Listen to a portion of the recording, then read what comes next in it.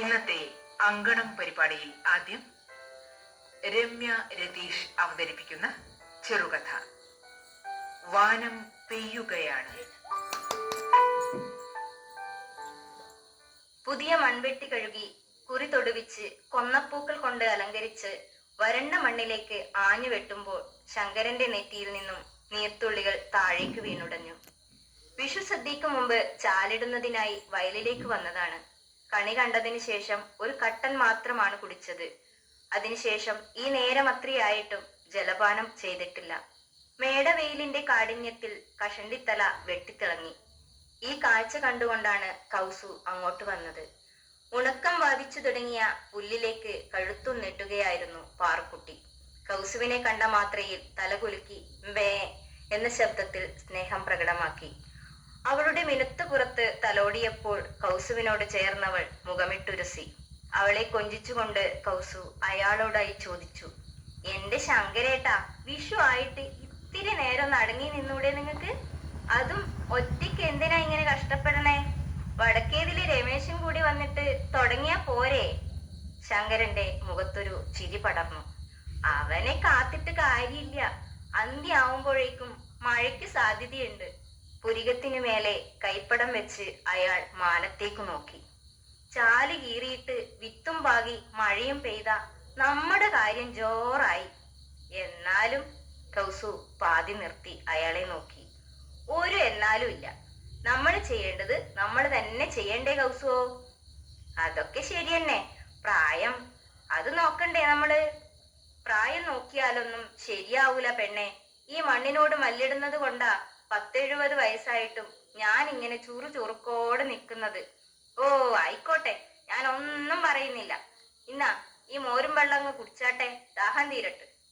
മൺവെട്ടി താഴത്ത് വെച്ച് വരണ്ട വരമ്പിൽ അയാൾ അമർന്നിരുന്നു. ആർത്തിയോടെ അത് വാങ്ങി ചുണ്ടോട് ചേർക്കുന്നതിനിടയിൽ ചോദിച്ചു, സദ്യയൊക്കെ ആയാ? അതൊക്കെ എപ്പോഴേ ആയി. മക്കളുടെ ഭാര്യമാരൊക്കെ ചേർന്ന് അതൊക്കെ ഭംഗിയാക്കി. അമ്മയ്ക്ക് പ്രായമായില്ലേ എന്ന് പറഞ്ഞ് എന്നെ കൊണ്ട് ഒരു വകയും ചെയ്യിച്ചില്ല. അക്കാര്യത്തിന് ഭാഗ്യവതിയാ കൗസു. മരുമക്കളൊന്നും പോരെടുക്കുന്നില്ലല്ലോ. ഗ്ലാസ് തിരികെ നൽകിക്കൊണ്ട് അയാൾ പറഞ്ഞു. അതിന് ഞാനും അമ്മായിയമ്മ പോരൊന്നും കാണിക്കുന്നില്ലല്ലോ, പിന്നെ എങ്ങനെയാ? കൗസുവിന്റെ സ്വരത്തിൽ ഇത്തിരി കുശുമ്പ് നിറഞ്ഞു. ഓ എന്റെ പൊന്നെ, ഞാനൊരു ഭംഗി വാക്ക് പറഞ്ഞേ ഉള്ളൂ. അയാൾ അവളുടെ കൈത്തണ്ടയിൽ പിടിച്ച് അരികിലായി ഇരുത്തി. നമ്മളിങ്ങനെ സ്വാതന്ത്ര്യത്തോടെ അടുത്തിരുന്നിട്ട് എത്ര കാലായി. വീട്ടിലാണേ നീ എപ്പം കൊച്ചുമക്കളുടെ പിറകെയല്ലേ. എന്നെ ഒന്ന് ശ്രദ്ധിക്കുന്ന പോലും ഇല്ല. ശങ്കരന്റെ വാക്കിൽ പരിഭവം നിറഞ്ഞു. പിന്നെ അടുത്തിരുന്ന് കൊഞ്ചിക്കൊഴിയാൻ പ്രായം 17 അയാളുടെ മുറിക്കയ്യൻ ബനിയനിൽ പറ്റിപ്പിടിച്ച പൊടി തട്ടിക്കളഞ്ഞ് അയാൾക്ക് മാത്രം കേൾക്കാനായി അവൾ പറഞ്ഞു. ആ. ശങ്കരനിൽ നിന്നും ഒരു ദീർഘനിശ്വാസം പുറത്തു ചാടി. മോള് വരുവോ? വിഷയം മാറ്റിക്കൊണ്ട് അയാൾ ആരാഞ്ഞു. ഉണ്ണി അവളെ കൂട്ടിക്കൊണ്ടുവരാൻ പോയിട്ടുണ്ട്. ഉച്ചയൂണ് മുന്നേ എത്തുന്ന ഹരി പറഞ്ഞത്. കൊച്ചുങ്ങളെയൊക്കെ ഒരുക്കി ഇറങ്ങണ്ടേ? ആലോചനയിൽ അയാൾ മൂളി. എന്തോ ചിന്തയിൽ കൗസു ശങ്കരന്റെ ചുമലിലേക്ക് തന്റെ നെറ്റി ചേർത്തു. തീക്ഷ്ണമായ വെയിൽ ചൂടിൽ വിയർപ്പ് കണങ്ങൾ മുഖത്തൂടെ ഒഴുകിപ്പരന്നു. നെറ്റിയിലണിഞ്ഞ കുങ്കുമത്തിന്റെ വലിയ വട്ടപ്പൊട്ട് പാതി ചന്ദ്രക്കലയായി അയാളുടെ ബനിയനിൽ പടർന്നു തുടങ്ങിയിരുന്നു. ആ ഇരിപ്പിൽ വെയിലിന്റെ തീവ്രതയൊന്നും രണ്ടുപേരും അറിയുന്നുണ്ടായിരുന്നില്ല. മണ്ണിന്റെ മണമുള്ള ഉച്ചക്കാറ്റിൽ സർവവും അവർ മറന്ന പോലെ. അപ്പോഴാണ് അമ്മൂമ്മേ, അപ്പൂപ്പ, നമ്മൾ വന്നൂട്ടാ എന്ന കലപിലകൾ അവരുടെ സ്വൈര്യസല്ലാപത്തിന് വിഘ്നപ്പെടുത്തിയത്. ആഹാ, മക്കള് വന്നാ? ശങ്കരന്റെ അടുത്തു നിന്നും കൗസു പെട്ടെന്ന് എഴുന്നേറ്റ് അവരെ ചുറ്റിപ്പിടിച്ച് വരമ്പിലേക്ക് കയറി. വരാനായില്ലേ? മക്കളെയും കൊണ്ട് ഞാൻ അങ്ങ് പോട്ടെ, അവർക്ക് വിശക്കുന്നുണ്ടാവും. മറുപടി എന്നോണം അയാൾ അവിടെ നിന്നും എഴുന്നേറ്റ് മൺവെട്ടിയെ തലോടി. നിങ്ങൾ നടന്നോ, ഞാൻ ഈ കീറിയ ചാലിൽ വിത്തിട്ടേച്ചും വരാം. അയാളെ വീണ്ടും തനിച്ചു വിട്ടുപോകാൻ അവൾക്കെന്തോ വൈഷമ്യം പോലെ. എന്നാ മക്കള് നടന്നോ, എന്നാ ഞങ്ങൾ കൂടി നിൽക്കാം. കൊച്ചുമക്കളുടെ വർത്തമാനത്തിന് തടയിട്ടുകൊണ്ട് കൗസു പറഞ്ഞു. വേണ്ട വേണ്ട, പുത്തനുടുപ്പൊക്കെ മോശാവും. അത് കണ്ട് അമ്മ വഴക്കു പറയും. കുഞ്ഞുമുഖങ്ങൾ വാടിയെങ്കിലും അമ്മൂമ്മയുടെ വാക്ക് കേട്ട് വീട്ടിലേക്ക് അവർ നടന്നു. തഞ്ചിത്തഞ്ചിയുള്ള അവരുടെ പോക്കു നോക്കി ശങ്കരനും കൗസുവും പുഞ്ചിരി തൂകി. പിന്നെ കൊത്തിക്കിളച്ച വയലിൽ ചെറിയ കുഴി കുത്തി ധാന്യങ്ങളുടെയും പച്ചക്കറികളുടെയും വിത്തുകൾ നടാൻ തുടങ്ങി. ഓരോ വിത്തിടുമ്പോഴും ശങ്കരന്റെ ചുണ്ടിൽ വിഷുപ്പാട്ട് തത്തിക്കളിച്ചു. അതിൽ മുഴുകി പാറുക്കുട്ടി ചെവി രണ്ടും ആട്ടിക്കൊണ്ടിരിക്കുന്നുണ്ടായിരുന്നു. വിത്തുകളെല്ലാം നട്ടതിനു ശേഷം ശങ്കരനും കൗസുവും പരന്നു കിടക്കുന്ന പാടത്തേക്ക് ദീർഘമായി ഒന്ന് നോക്കി. ദൂരെ മാനത്ത് മേഘങ്ങൾ കറുത്തിരുണ്ട് ഭൂമിയെ പുളകിതയാക്കാൻ തയ്യാറെടുപ്പുകൾ നടത്തുന്നത് കാണാമായിരുന്നു. ആ കാഴ്ച ശങ്കരന്റെ മനസ്സു നിറച്ചു. മഴത്തുള്ളികൾ മണ്ണിനെ ഉമ്മ വയ്ക്കുന്നതിനു മുന്നേ വീടണയണം. കൗസു തിരക്കുകൂട്ടി. മണ്ണുപുരണ്ട പണിസാധനങ്ങൾ ചുമലിലേക്കെടുത്തു വെച്ച് അടുത്തുള്ള ആണിച്ചാലിലേക്ക് ഇറങ്ങുന്നതിനിടയിൽ അയാൾ കൗസുവിനെ നോക്കി. നല്ല പച്ചപ്പുള്ളിടത്തേക്ക് പാറുക്കുട്ടിയെ മാറ്റിക്കെട്ടാനുള്ള ശ്രമത്തിലാണ്. നീരൊഴുക്ക് കുറഞ്ഞ ചാലിൽ ചെറിയ പരലുകൾ നീന്തി തുടിക്കുന്നുണ്ടായിരുന്നു.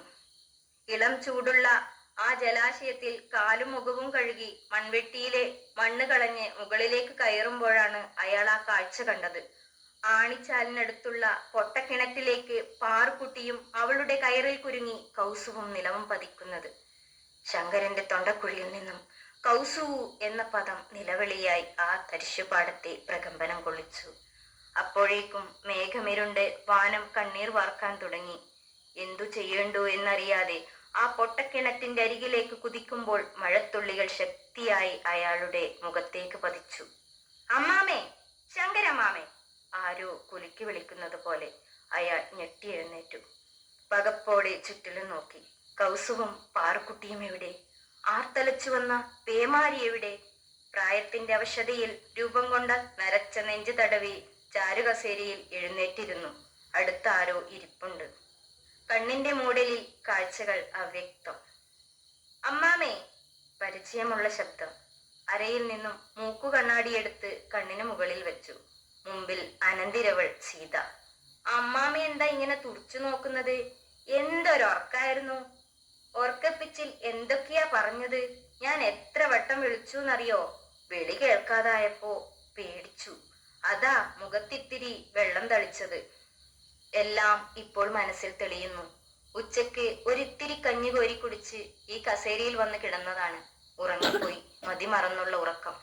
അതിനിടയിൽ വിഷുവും വിഷുക്കണിയും ചാലിടലും വിത്തിടലും കൗസുവും പാറുവും എല്ലാം ഭൂതകാലത്തിൽ നിന്നും തിരികെ വന്നു.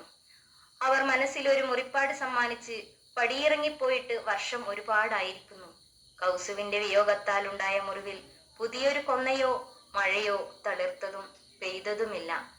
മക്കളുടെ തിരക്കുള്ള ജീവിതത്തിൽ അവരുടെ സൗകര്യാർത്ഥം അച്ഛനെ നോക്കാനായി ജോലിക്കാരിയെ വെച്ച് അവരുടെ കടമ ഭംഗിയായി നിറവേറ്റി.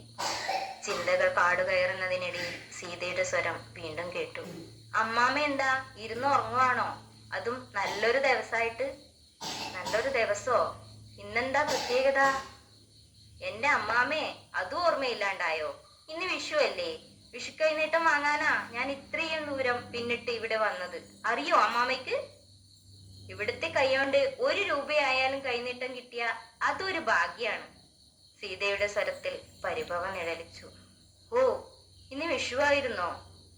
ഭാര്യയുടെ നഷ്ടത്തോടെ ആഘോഷങ്ങളെല്ലാം ഈ വൃദ്ധന് അന്യമായി പോയെന്ന് ആരറിയുന്നു? മക്കള് പോലും ഓർത്തു വന്നില്ല. ഈ പെണ്ണ് വന്നിരിക്കുന്നു. തന്റെ കൈകൊണ്ട് ഭാഗ്യം സ്വീകരിക്കാൻ എല്ലാ വർഷവും അവൾ അത് ഓർത്തു വാങ്ങാൻ വരുന്നു. മറന്നുപോയത് താനാണ്. മറവി ഒരു കണക്കിന് നന്നായി. അതുകൊണ്ടാവും പലതും സ്വപ്നത്തിലൂടെ തിരിച്ചു വന്ന് മോഹിപ്പിക്കുന്നത്. വേച്ചു വേച്ച് അവിടെ നിന്നും പതിയെ എഴുന്നേറ്റു. അലമാരയിൽ ഉണക്കി മടക്കി വെച്ച തുണികൾക്കിടയിൽ നിന്നും നരച്ചു പിന്നി തുടങ്ങിയ പേഴ്സ് എടുത്തു. മക്കൾ തന്നതും പെൻഷനും എല്ലാം അതിലാണ് വയ്ക്കാറ്. ചിലവുകൾ ഒന്നുമില്ലാത്ത തനിക്ക് എന്തിനാണ് ഇനിയത്? അതും എടുത്ത് സീതക്കരികിലേക്ക് നടന്നു. പേഴ്സ് അങ്ങനെ തന്നെ സീതയുടെ കൈകളിലേക്ക് വെച്ച് നെറുകയിൽ 2 കരങ്ങളും വിറയലോടെ ചേർത്തു. നന്നായി വരും. ചിലപ്പോ ഇനിയൊരു വിഷുവിന് കൈനീട്ടം തരാൻ അമ്മാമ്മ ഉണ്ടായിന്ന് വരില്ല. സീതയുടെ കണ്ണുകൾ നിറഞ്ഞു. കുനിഞ്ഞവൾ അമ്മാമ്മയുടെ പാദങ്ങൾ തൊട്ട് കണ്ണിൽ വെച്ചു. തിരിച്ചിറങ്ങുന്നേരം, പെട്ടെന്ന് പൊക്കോളൂ കുട്ടിയെ, മഴ എന്തായാലും പെയ്യും, ഒട്ടും അമാന്തിക്കണ്ട എന്ന വാക്കുകൾ കാതിൽ വീണു. മാനത്ത് മാത്രമല്ല, അമ്മാമ്മയുടെ മുഖത്തും ഇരുളലകൾ നിറയുന്നത് അപ്പോൾ സീത കണ്ടു. അതും ഇപ്പോൾ പെയ്യുമെന്ന മട്ടിൽ. ആ വലിയ വീടും ആ മനുഷ്യനെയും വിട്ടിറങ്ങുമ്പോൾ സീതയുടെ ഉള്ളിൽ കാലം ഇനിയും ഉരുളും എന്ന കവിതാശകലം പൊട്ടിവിടർന്നു. വാനം പെയ്യുകയാണ്. രമ്യ രതീഷ് അവതരിപ്പിച്ച ചെറുകഥയാണ് നിങ്ങൾ കേട്ടത്. ഇനി